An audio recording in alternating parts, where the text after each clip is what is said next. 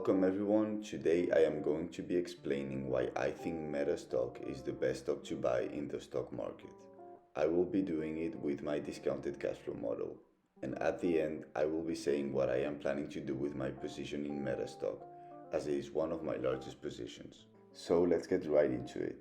We don't know the future, however, we can make assumptions about it to see what we should pay for a future stream of cash flow.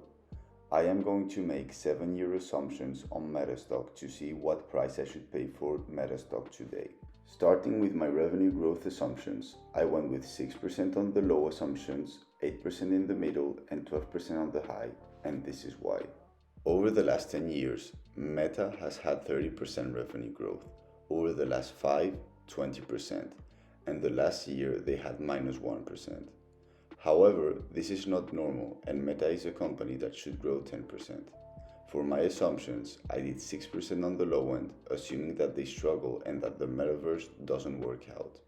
For my middle assumptions, I went with 8% because I believe is what they are going to achieve. And for my high assumptions, I think 12% is achievable, as Instagram Reels are starting to grow. They have not monetized WhatsApp yet, and in case the metaverse works out. In terms of profit margin and price to free cash flow, this has decreased the last few years because they are spending a lot of money on the metaverse. Over the last 10 years, their profit margin was 30% and it is currently 20%. However, the CEO, Mark Zuckerberg, said in the last conference call that the spending on the metaverse is going to slow down and that they are going to focus a lot more on profitability and efficiency. They are already cutting spending on the metaverse and they have done job cuts. Their profits are going to increase. In my low assumptions, I put 21%, assuming that they do not improve them at all. In my middle assumptions, 26%, assuming that they improve them reasonably. And on my high assumptions, I assume that they get back to that 30% that they had in the past. I also want to mention that the metaverse doesn't worry me at all, because they can afford spending on it as they have a lot of cash.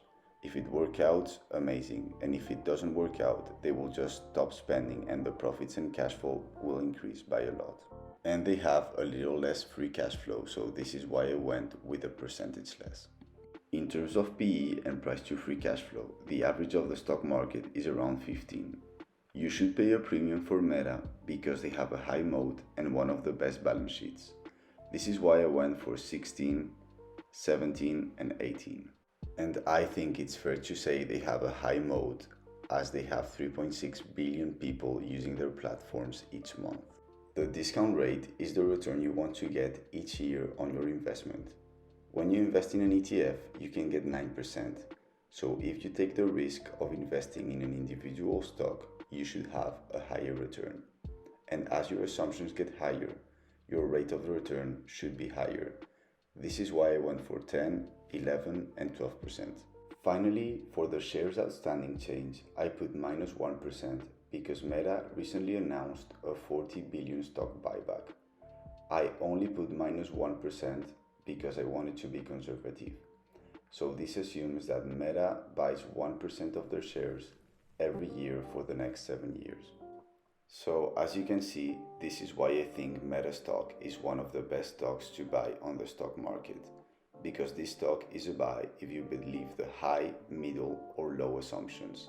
And keep in mind that on the low assumptions, I have Meta stock growing only 6% for the next 7 years and only having 20% free cash flow margin and 21% profit margin.